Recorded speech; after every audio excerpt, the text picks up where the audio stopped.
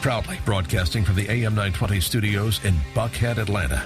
It's the Beer Guys Radio Show, the only radio show in the South dedicated to art, science, and enjoyment of craft beer. Now, here are your hosts, Tim Dennis and Aaron Williams. Hey, how about that? We've actually got an intro song, and we've actually got a show. This is awesome. Good afternoon, and welcome to the debut of the Beer Guys Radio Show right here on AM 920 The Answer. This has been in the works for a while, and we are so excited to kick off this show for the new year. And Happy New Year, by the way.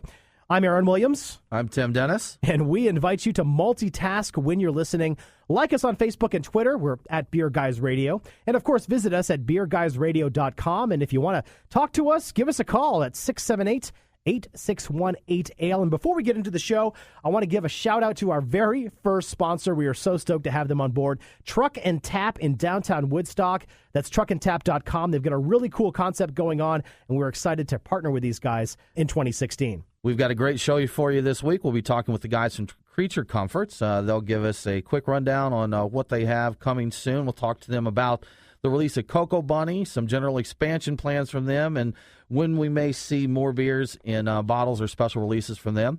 We'll also have on our What's on Tap segment where we talk to a local homebrewer. We'll be speaking this week with Shari of Little Cottage Brewery. If you have a question for the Beer Guys, comments, or just need to speak to us, give us a call, drop us an email. We are available at 678-8618-L, or you can email me at timd@beerguysradio.com, or drop Aaron a line at aaron@beerguysradio.com. We're also available online at beerguysradio.com, and you can follow us on Facebook, Instagram, and Twitter. So now's the time in the show when usually we go down some news and items of interest, but being this is our first show, yes, we thought we'd do a little intro and tell you about who the Beer Guys are. Aaron, you want to tell us a little bit about yourself? Just who am I? Yes. Who is Aaron? If you're listening to AM 920 The Answer, you probably recognize my voice. I am the chief meteorologist here at the station. But not only do I have a meteorology degree, I'm a craft beer fan. Started drinking craft beer in college. I worked at a brew pub through my 3 or 4 years of college. I guess maybe even a little bit more than that, but I digress because of the craft beer brewer pub that I worked at. But anyway, that's a long story. And really just started to enjoy craft beer all along, and kind of been enjoying it over the past several years, and really been excited about the explosion of the craft beer and the brewing industry here in the state of Georgia, which I've called home since 2000. And really looking forward to learning more of their stories and really promoting the beer industry here in Atlanta and the rest of the state. Tim, how about you? Well, my craft beer story goes back, I'd say, to the mid-'90s. I lived in the craft beer desert of Arkansas, and at the time I worked for a power tool company. We had a workshop where we had some people from a sister company in Europe come over, some people from England and the UK, and were quite disappointed in the beer selections we had there. Not a lot of variety, you're saying, in Arkansas? Not at all. So we did find some Sam Adams, and at that time that was very welcome. So kind of just introduced me to that. Prior to that, I really hadn't had a lot of exposure to it. As life went on, I moved to Atlanta in 2000 and continued my quest for craft beer there. Relative few choices in Georgia at that time, but still a lot more than there was in Arkansas for sure. Sure. So had my first official Georgia craft beer at Max Lagers back in 2000. Moved on from there. A little more recently, I have become a home brewer the last few years, really delved into that. I've been a moderator on a popular Atlanta beer forum, Georgia beer forum at Reddit, ATL Beer. That afforded me some opportunity to meet brewers, become more connected with the brewing community. And I'm the type that dives in head first for that type of thing. So really became connected, became passionate, and around several months ago, I was introduced to this fellow named Aaron Williams. This guy that was looking to do a beer radio show. And I think the phrase they say is the rest is history. There you go. And I hope to be not to be history, but to continue this long and fruitful relationship as we go along. Now, we are going to tell you a little bit about what the show is about. Don't spend a lot of time on it, but Tim, what are we talking about of the Beer Guys Radio? Well, the Beer Guys Radio show is kind of our tagline there is Georgia Radio for Georgia beer. Yep. So we're just not another show talking about, what we're drinking this week, but we intend to educate, inform. We'll be talking about breweries, brew pubs, beer bars, restaurants, home brewing, just everything within the Georgia brewing scene. Interviews, talking about legislation, very important thing to the Georgia brewers. upcoming events and beer releases. Basically, if it has to do with Georgia beer, we're going to do our best to cover it. Absolutely. And if you're one of the quote-unquote beer nerds, I hope you get something out of this. But also, if you're new to the craft beer industry and maybe don't know much about it, please continue to listen. We'll give you some educational tips about it, learn more about the different beer styles, and, of course, all the great beer that Georgia has to offer. I hope you get to learn something, and maybe you'll be entertained, too. I think that might be key, right? That's going to be key here. Yes, exactly. We don't want to be boring. This isn't boring radio. I don't think that's boring beer. No, we're not. No, I won't say the words. Don't say the words. No, I won't say the words. I know where you're going there. Exactly. So. Anyway, well, one of the things we want to talk about, though, of course, are some of the issues and events that are shaping the Georgia beer industry and really the craft beer industry in general. And one of the news items that we have in store, if you checked out beerguysradio.com, you've seen this blog post that we posted earlier actually last month about Georgia's brunch bill. And right now, Georgia's current laws are that restaurants cannot serve you a Bloody Mary or a beer with your brunch before 12:30 p.m. on Sundays, because if that happened, then the whole world would collapse on itself. But there is some legislative news to change that. I know you talked with the bill sponsor, Representative Brett Harrell, about SB 530 or HB 535, which is the brunch bill that possibly will return for the 2016 legislative season. Right. They do intend for that to come back for the 2016 legislative session, and there'll be more coming on that soon. Representative Harrell he's brought this bill up last year. Unfortunately, didn't make it to a vote, but it'll come back this year. It's also being pushed by the Georgia Restaurant Association, and both legislators and the Restaurant Association will be doing a Twitter chat in the near future to answer some questions people have about the bill. Yeah, and if you want to go ahead and support the bill, which if you're a craft beer drinker and you enjoy the craft beer, or even if you just enjoy freedom. Bloody Mary, champagne, mimosa. Absolutely. Whatever your choice is there. All that good stuff my wife likes. You can go ahead and head over to the Georgia Restaurant Association. They've got a petition online that people can sign to show their support for the bill. So as much support as we can get from the public, the better that is going to be. And basically, you posted here earlier on our blog post that passage of the bill could bring in up to $25,000 additional revenue per restaurant location, per year. So this is not small potatoes we're talking about. Another issue, of course, is AB InBev. And maybe we should put the Darth Vader theme music underneath it. Exactly. But sing that for you? Yeah, okay, no, I think we're good. Marquise, our producer, will find something like that for us.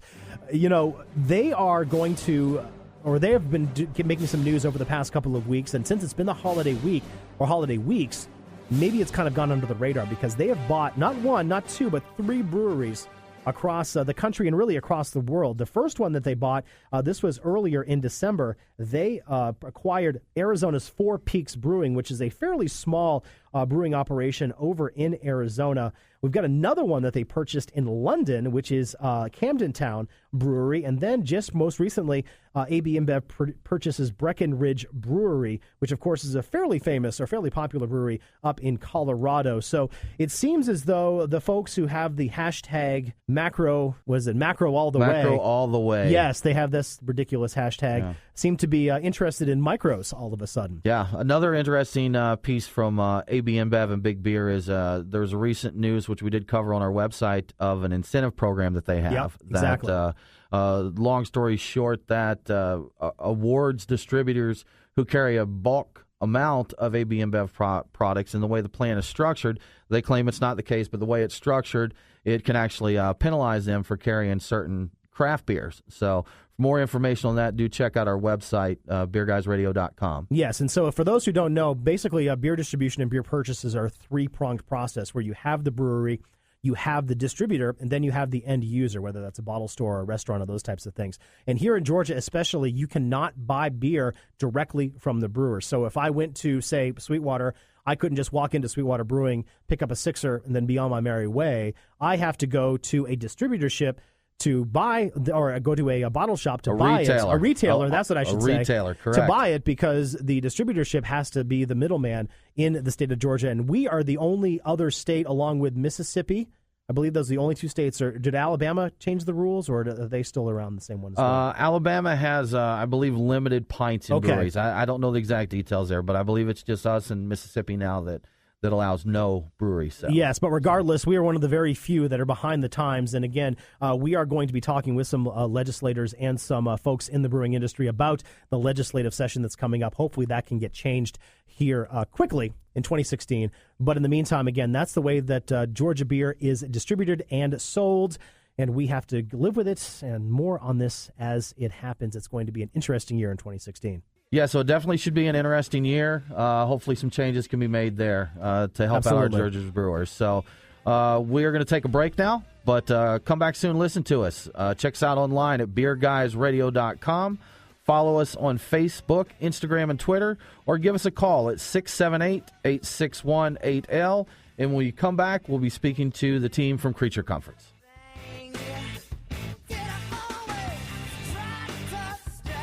Want more beer, guys?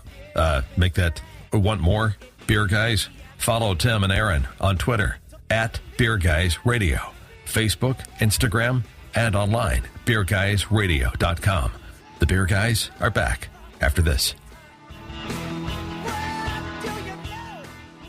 Hey, it's Aaron. And Tim. And look, we're not going to sugarcoat it. We need sponsors. If you've got a business or a product that you're looking to market to our audience, well, we should talk. We've got the best craft beer show in Atlanta. We're looking to bring our message to the rest of the state, and we need your help. Come join the Beer Guys family. Get more details at beerguysradio.com, or you can email us. I'm Aaron at beerguysradio.com. And I'm Tim D at beerguysradio.com. We're the Beer Guys, and we thank you for your support. Call the Beer Guys, 678-861-8AL. Now, back to the Beer Guys Radio Show. And it's the Beer Guys Radio Show. I'm Aaron Williams, and right next to me is Tim Dennis. Excellent. Well, we've got on the phone right now the guys from Creature Comforts. We're going to talk to them in just a second. But first, let me tell you a little bit about what's coming up in the show. We're going to be talking to John Shari, homebrewer spotlight from Little Cottage Brewery. He's making some awesome beers. Can't wait to talk to him later on in the show. We're also going to be talking about what's going on across the state or across the area as far as new releases and events and those types of things. So stay with us. Head over to the Beer Guys Radio webpage, which is beerguysradio.com. Social, Facebook, Twitter, we're on there. Beer Guys Radio, that's where we are. Phone number is 678-861-8AL. You can get a hold of us there. Lots of ways to talk to the Beer Guys, right, Tim? Absolutely. Absolutely. So on the phone right now, we've got the guys from Creature Comforts. Right. Today we are speaking with David Stein. David is the co-founder and brand development manager for Creature Comforts. We also have Adam Beecham. Adam is a co-founder and the brewmaster of the brewery. And we have Blake Tyers with us today, who is the head brewer at Creature Comforts. Guys, thank you so much for joining us. Yeah, thanks for having us on. Yeah, and we're right now in the studio, cracked open their brand new release that you guys are canning right now, the Koko Buni, the much anticipated and highly sought after Koko Buni here in Atlanta. Thank you very much. Speaking of the Koko Buni, as we mentioned, that was a recent release. I know you did some release events there in Athens, highly in demand. I had some friends that went over there, and actually that's how I got some for us to enjoy today. My friend Jason was able to give me a couple cans where he went over there. And on the topic of the Koko Buni, we should be seeing that at Atlanta very soon, correct? Yeah, we already have it on draft in Atlanta. So, you should be able to find it at bars and restaurants. But we are going to be canning a little bit of it for Atlanta release right after the new year. Great. So it should be hitting the shelves hopefully probably by the next week or so after we air. So that'll be good. And guys, just to go back, so your brewery was founded in 2014. You guys opened up in pretty immediate popularity. Tropicalia, very popular. Your Athena, another very popular beer. So question for you, was that type of kind of instant success expected? And what are some of the challenges you've had there keeping up with that popularity? Well, I don't know if it was expected. We obviously had hoped that we'd have success right out of the gates, but it was really attributed to our ability to right out of the right when we opened, we had 4 different beers that we had been working on for a couple of years developing the recipes, and we were able to immediately brew them on the 30-barrel brew house, in a way that we felt was pretty close to where we wanted it, and I think that's the most important thing was as a new brewery, we have a team of people that work with us who are experienced with, scaling recipes up from homebrew size to professional size batches. And then, Adam's worked at Sweetwater for many years beforehand, so he knew how to kind of get everything going on a large scale and make sure that our quality was consistent, and probably the most difficult thing right out of the gates for a new young brewery. Yeah, and what are some of those challenges that you didn't expect? Particularly, I remember thinking back on those first early batches, getting the acidity correct on Athena right off the bat was kind of tough. We were playing around with this new souring technique that we had done quite a few pilot batches on and had really worked out how we thought it was going to go. But first time you kind of plug it in and everything's going, there's a little bit, or actually quite a lot of sort of correction on the fly.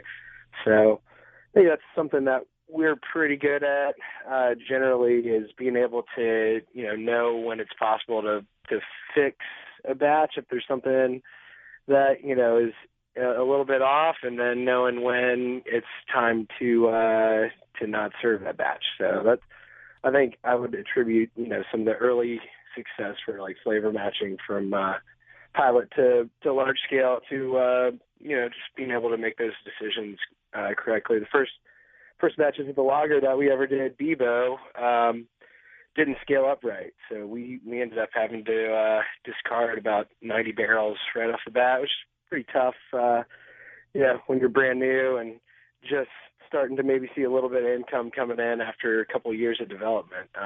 Having to make that call was tough, but it was the right one. So quality control is one of the things that you've had to worry about? Absolutely. It's the main, I don't know, that's my main focus typically is quality and scheduling and that kind of stuff. And we all play a big role in that. I mean, we feel like that's the most important thing from a brewery's standpoint, is how good is the beer tasting at any given time, whether it's a week old or brewery fresh or a couple months out. And so we've taken that really seriously from the beginning. We've invested quite a lot into some fairly nice equipment that gives us the tools we need to make those kind of decisions, and actually have a quality manager coming on in early January who's been working at a big brewery in a lab for 4 years, and so he's going to sort of help us take it even to the next level. So we're super excited about that. Now, Blake, I think you'd actually mentioned to me one time you guys have a pretty rigorous tasting panel there for each batch that comes out, correct? Yeah, that's right, and that's a project that definitely Adam spearheaded at the beginning, and we've continued since, and thought it was extremely important. We meet every Monday, every week, and we taste every batch of beer that's coming through the system, and we have a panel of about 10 to 15 trained tasters at this point, where we've gone through and kind of discussed how we all talk about flavor and identify, when I say this tastes tropical, then what does that actually mean? And then we kind of identify what our beers should be tasting like. And then over time, we have discussions, and it's been pretty great because we just have blind tasting of the beers. Obviously, we know what brand it is usually. But then when we taste it, if it's not good, if it doesn't pass taste panel, then we don't serve it and we discard it. And so that's been a great quality check for us. And it's a continuing education portion for us as well, as we continue to do off-flavor training, and we will dose beers to kind of spike them to see, to learn what our palates are doing, and also to be able to keep us on our toes. It's kind of fun. Interesting. Now, speaking of fun, let's talk about Koko Buni, a brand new release that you just said. We just mentioned this before. Very, very popular. One of the most popular beers that I've seen in demand locally here recently. Tell us a little bit about it. How was this formed? I know it's the second or third release of this. How did this come about, this new batch? This is David. When I was working at Twain's Billiards and Tap back in 2011, I was talking to Eddie Holly, who is the owner of Ale Yeah, and he kind of came forward with a general idea of a porter with coconut and coffee and chocolate, and we kind of decided to brew it during the fall winter time, and it tasted really great, and people loved it over at Twain's. And that was one of the things when I left Twain's that I made sure that I was able to take with me, was that particular beer. And we brewed it last year, just kind of our first fall winter since Creature Comforts was open. And the beer itself it's a porter base that we use lactose in, so it's pretty much a milk porter.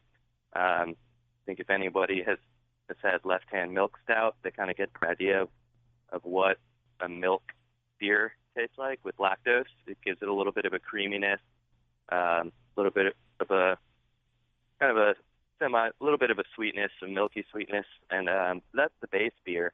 And then kind of after the beer's pretty much done fermented, we'll add a whole bunch of toasted coconut and cocoa nibs from a local chocolate shop called Condor Chocolate. And then after that, we add coffee about 20 hours before we're ready to centrifuge the beer into the bright tank, and then we go ahead and add a little vanilla in there and kind of get it going. So it's pretty much.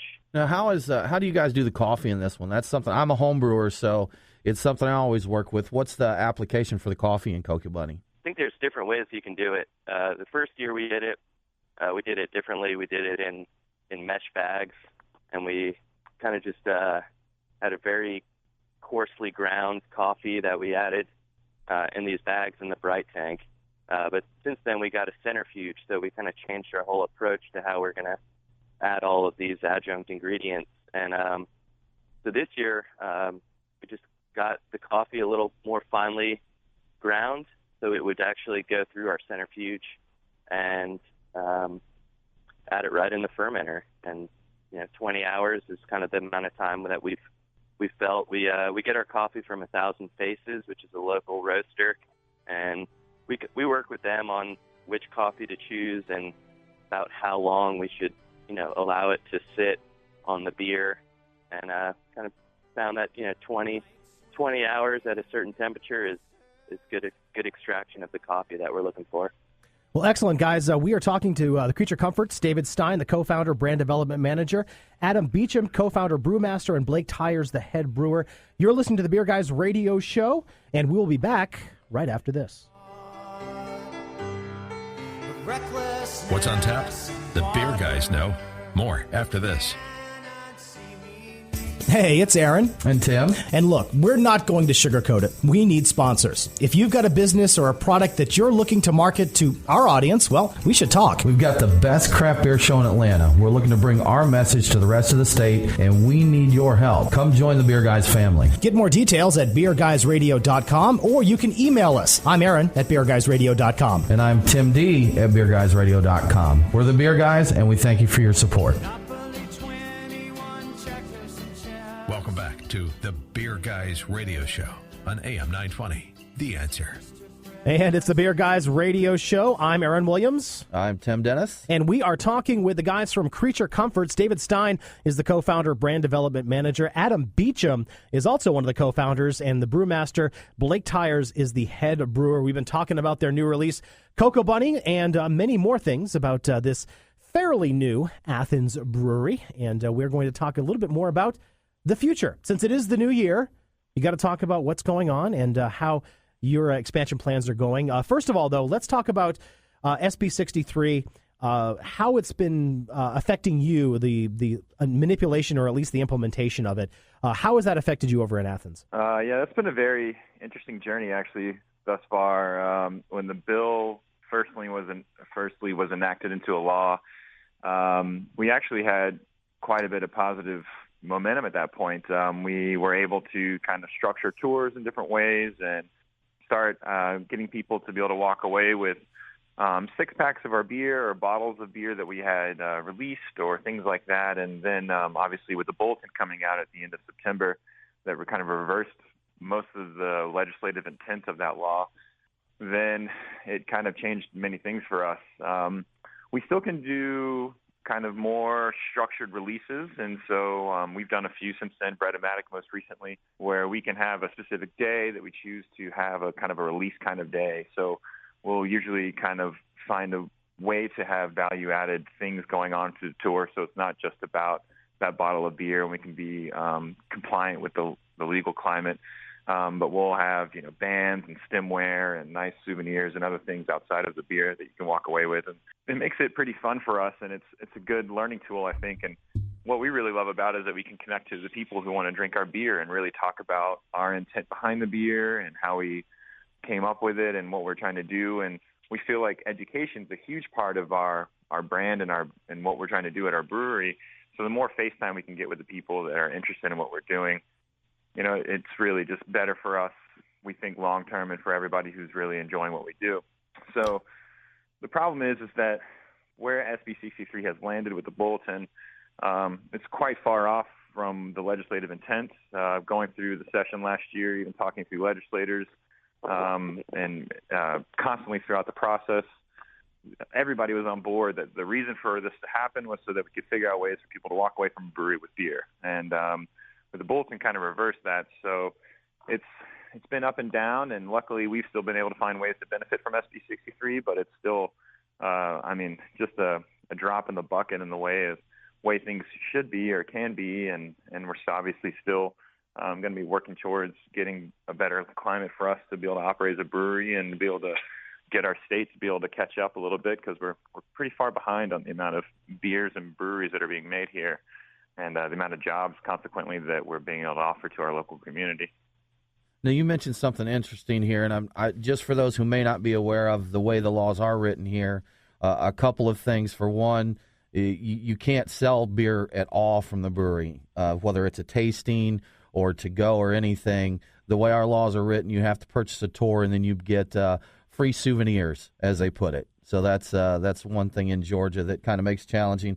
And also with the release, like you mentioned with Brett-O-Matic, with adding the bands and events and all of that, the release, you cannot tie the price of the release to your beer value. That's why we do see a lot of breweries adding additional things, such as we've seen breweries have bottle dipping parties, come in and get their beer, do the bottle dipping party, or the music in that. So all you breweries are having to be very creative in the way you do these events in order to stay compliant, correct? Yeah, it is, and it's just a shame too, because now it's down to us in Mississippi. We're the only two states in the country where you can't walk into a brewery and buy a beer in any form. And you see it directly correlated to the economic impact and the benefit it has to the communities around them. You look at other states that have opened up these things where have made it just a lot more free market kind of system working for the breweries. It's been a tremendous impact on local communities and how many jobs it can offer. And then consequently, most breweries are also great citizens of society. They're great business citizens, and a lot of them put back into the community. I know we donate and work a lot with local charities, and all that just gets a lot easier once you are able to more freely operate as a business. And obviously, if you've got more income coming in, then you can put more out into the community and jobs and things around you. So not only that, it's almost a revitalization of some areas that may be a little bit more run down, for lack of a better term. A lot of those breweries are going into some areas that need to be a little gentrified, and that's something that you are bringing to the table for not only you guys, but for a lot of other breweries around the area. Well, yeah, you see that all over the country. Where if you look in Chicago, it's downtown Chicago is pretty expensive real estate, so you got a lot of breweries open up in the suburbs, and they're reinventing and redoing the way those communities operate, and it's really becoming a great hub for not only culture in a community and a great meeting place to meet your neighbors and things like that, but also just a great business development jumpstart for not only breweries but all the businesses around them. It makes it more of a destination place for people to go, and then other restaurants and bars and retail shops and you name it, everybody benefits from kind of being a place where people want to be more often. So, because often these breweries are opening in, places that aren't very desirable real estate, because we can't afford very desirable real estate usually. So it's been a tremendous impact, I think, for the positive in most of the country. And then for us, we've even seen tremendous impact from what we've done, but we know that we could be doing a lot more and adjust quite differently if we were able to have a little bit more legal freedom in the way we operate. Yeah, that's speaking of the jobs and the economic impact. We recently shared an article that South Carolina, since 2013, has passed what they call the Pint Law and the Stone Law, which I know a lot of people are familiar with. But even since 2013, they estimate that those bills' passage has brought an additional 140 jobs to the state and $14 million in additional revenue. So these small changes can make such a huge difference in the economy, jobs, and revenue for the state. Yeah, absolutely. And we're a way bigger beer market than South Carolina is. Atlanta's the fifth largest craft beer market in the country. And if you were to kind of extrapolate our population and drinking demand to other developed states and kind of what they're doing, we estimate, you could take down 0.5% off the entire unemployment rate for the entire state. And it's hard for me to believe that after a while, when we start talking to legislators, most of them start getting on board, because these are just very easy numbers to realize it's going to benefit everybody, especially in a state where we constantly say we're pro-business and want to help businesses out. We spend hundreds of millions of dollars opening up other facilities like car manufacturing plants and other large businesses to get maybe 80 to 100 jobs. And most studies, especially like if you look north to North Carolina, they've had 10,000 new jobs created since they've passed positive legislation. There's no reason to believe that we can't have that in Georgia, especially with as much beer we're consuming here and how big Atlanta is. Yeah, absolutely. I think that totally makes common sense, and hopefully we can get some of those legislation or that laws passed. Now, speaking of 2016, it is the new year. What are your expansion plans over the next 12 months or even beyond? Do you have any things lined up that you can tell us about? Adam here. Absolutely. So got kind of expanding on multiple fronts here. The first thing that's going to be happening sort of February, March, we've got another round of 120-barrel tanks coming in. So it's going to, for the, second time, double our brewing capacity here in downtown Athens. So 4 120-barrel fermenters and 1 120-barrel bright are going to be arriving, and that is going to allow us to do quite a bit more Tropicalia, Athena, Reclaimed Rye, Bebo, as well as sort of beef up the amount of seasonal beer that we put out. So, much more Koko Buni, much more Cosmic Debris, Arcadiana, and, other stuff that we're looking into as far as seasonals. So it's really exciting for us. I know Atlanta residents and even in Athens here, sometimes it can be tough to find the beer just because we've really seen overwhelming demand pretty much since the beginning. So keep in mind, we did about 1,800 barrels in our first year. We're thinking about getting around 9,000 or so here in year 2. And then year 3, we're not really sure what we're going to hit, but we're going to have a capacity for nearly 30,000 barrels here in this facility. So we'll see what we can do. That is going to be all the capacity that we can squeeze out of this location. So after this round of tanks are in here, it's going to be a little bit tight in here. We're going to be kind of struggling for a little bit of warehouse space, and we're really going to be cranking it out here. So our sort of long-term vision is set on another facility. So we've been actively writing a business plan and looking at different properties here. Sort of all around. We're not trying to narrow anything. I'm not trying to eliminate any possibilities right here at the moment, but hope is that by the end of 2017, we'll be brewing beer in a larger production facility. So that's sort of the goal here. So we're super excited about that as well, the possibility of growing even further. And so are we, for folks that are desperately in the need of your Koko Buni, Tropicalia, or Athena cans here in the Atlanta metro area. Creature Comforts, David Stein, Adam Beecham, and Blake Tyers, thanks so much for joining us. Oh, absolutely. No, we will be back right after this. We're going to talk to John Shari from Little Cottage Brewery in our home brewer spotlight. Stay tuned. It's the Beer Guys Radio Show. Hey, it's Aaron. And it's Tim. We really love our radio show, but we're not just a radio show. That's right. We're on demand. Just search for Beer Guys on iTunes, Stitcher, or wherever you get your podcasts. And, you might want to check out the AM 920 The Answer app as well. We've got on-demand stuff there. We're on Twitter at Beer Guys Radio, Facebook, and Instagram. And, beerguysradio.com. We've got news, events, and information all about Georgia's craft beer scene. The Beer Guys Radio Show, on the air, online, and on demand.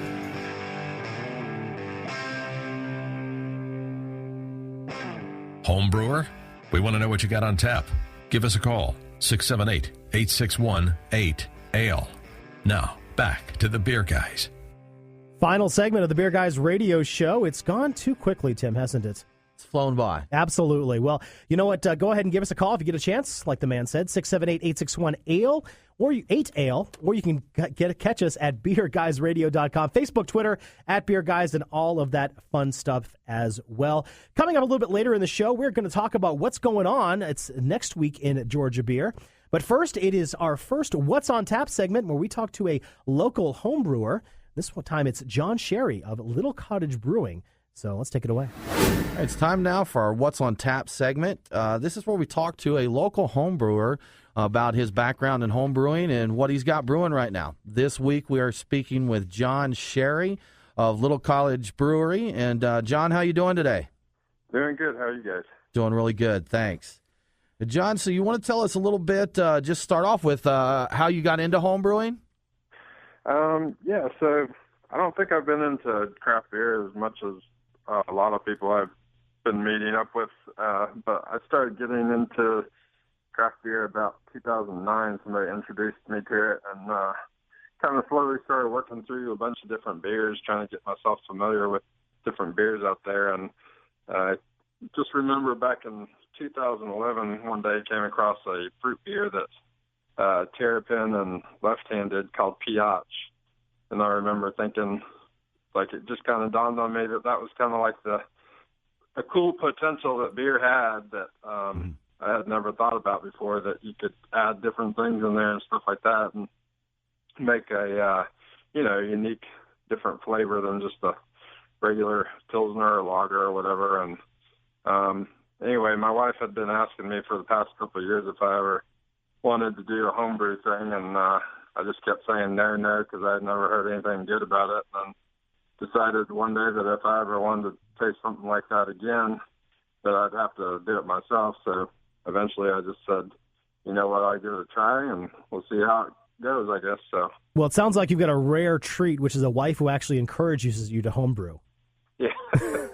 Yeah, I'm lucky that way. So exactly, that's good. So, what do you do really? I mean, what's your real job? I hate to say it like that, but so I work for a private family that they have a lot of acreage, and between all of them, the people I work for and their daughters who are grown up now and live in the Atlanta area, I kind of go between all of them, take care of the properties and stuff like that. So basically like a property manager, and anything that needs to be done, I take care of it. And John, speaking of Little Cottage, can you tell us where that name came from? Yeah. So the property that I work on, I also live on.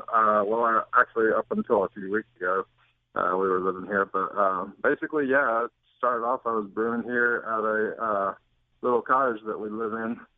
And, my brother would joke around with me a lot about starting a brewery and stuff like that, not really serious or anything. And I just finally, wanted to come up with a name that kind of sounded like a brewery kind of name. And since we lived in the cottage, I thought it kind of fit, and just kept calling it Little Cottage Brewery, and just kind of caught on. So now I'm looking at your Facebook page right now. It's a Little Cottage Brewery, if you're interested, and looking at a post that you made earlier in December about Copra Cacao. Can you tell me a little bit about that? Yeah. So the name, a lot of people aren't really sure how to pronounce that, but did I do it right? Like you said, yeah, yes. You did it right. Right. So the cacao is from the cocoa, cocoa nibs and stuff. The copra is, I can't remember if it's a Latin word or what. I'd have to go back and look at that, but it's basically another word for coconut. So, I just came up with something that, was most likely not taken by someone else, and didn't want to have to worry about people getting names confused with somebody else. So I just picked that and went with it. And, but yeah, it's a beer that I toast some coconut, put in there, and some cocoa nibs for some added chocolate flavor into a stout. And, I just like to, anything I do with flavorings or that, I like to kind of hit it hard and make sure that whatever I say is in there, people will really get that out of it. So. John, what else you got brewing now, or what are you planning to brew soon?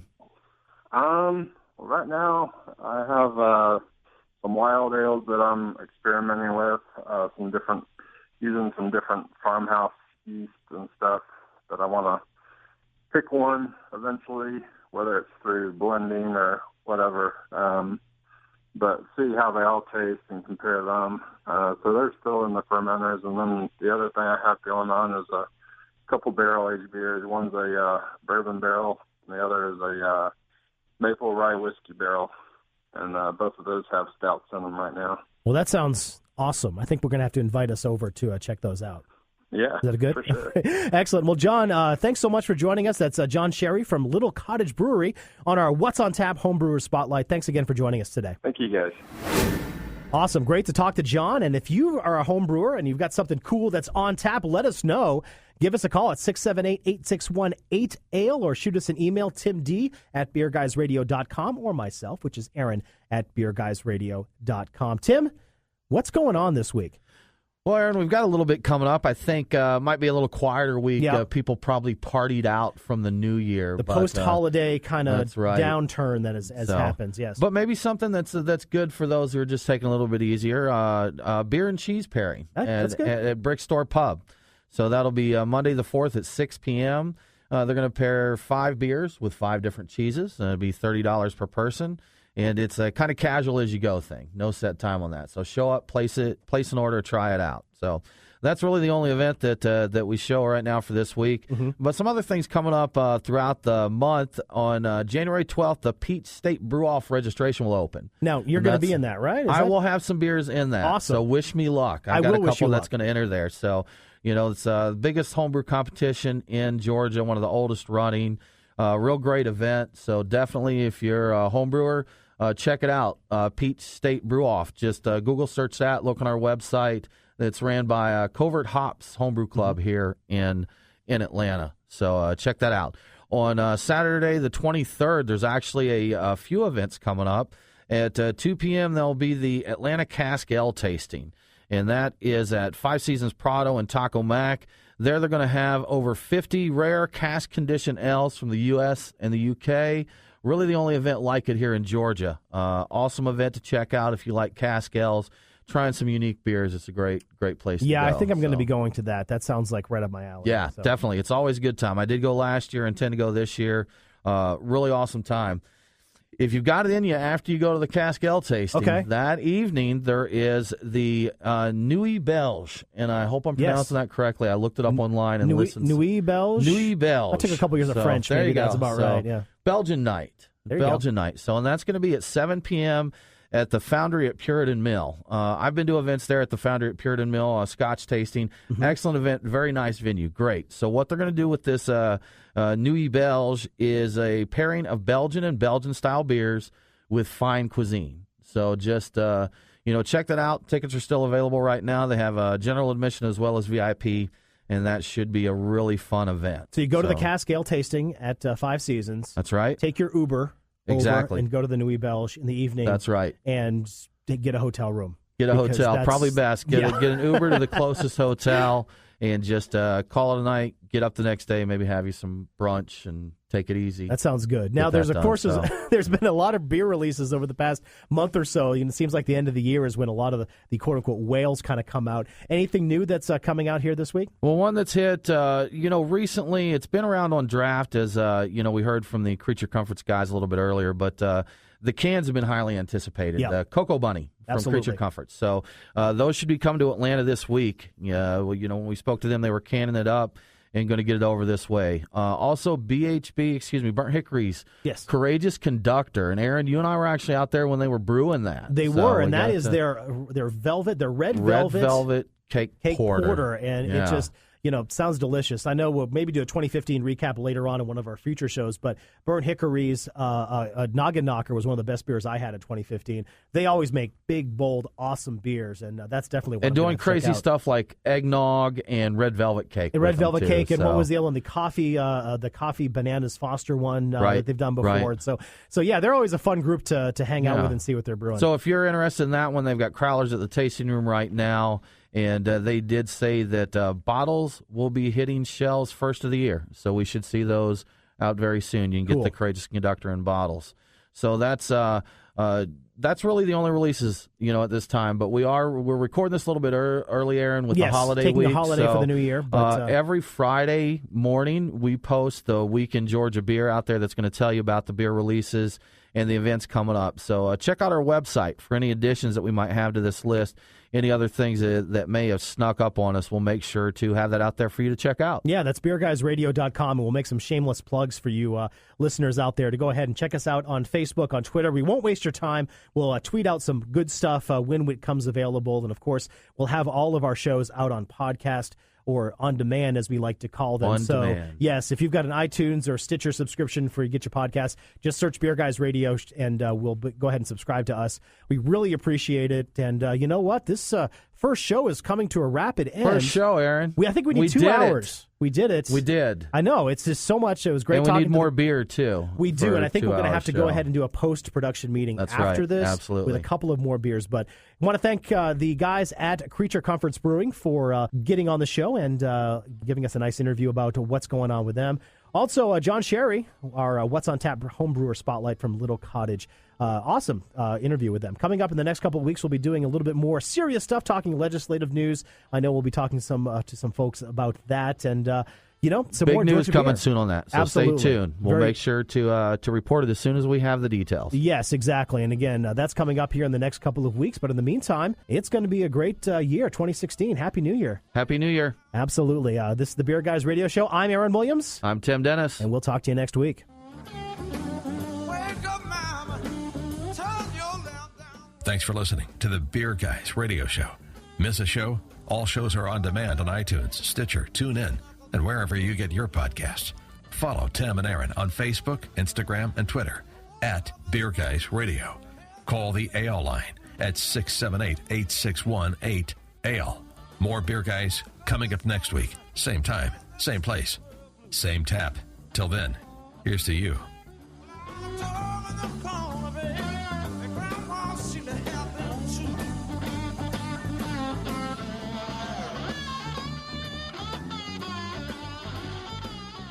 Hey, it's Aaron. And Tim. And look, we're not going to sugarcoat it. We need sponsors. If you've got a business or a product that you're looking to market to our audience, well, we should talk. We've got the best craft beer show in Atlanta. We're looking to bring our message to the rest of the state, and we need your help. Come join the Beer Guys family. Get more details at beerguysradio.com, or you can email us. I'm Aaron at beerguysradio.com. And I'm Tim D at beerguysradio.com. We're the Beer Guys, and we thank you for your support.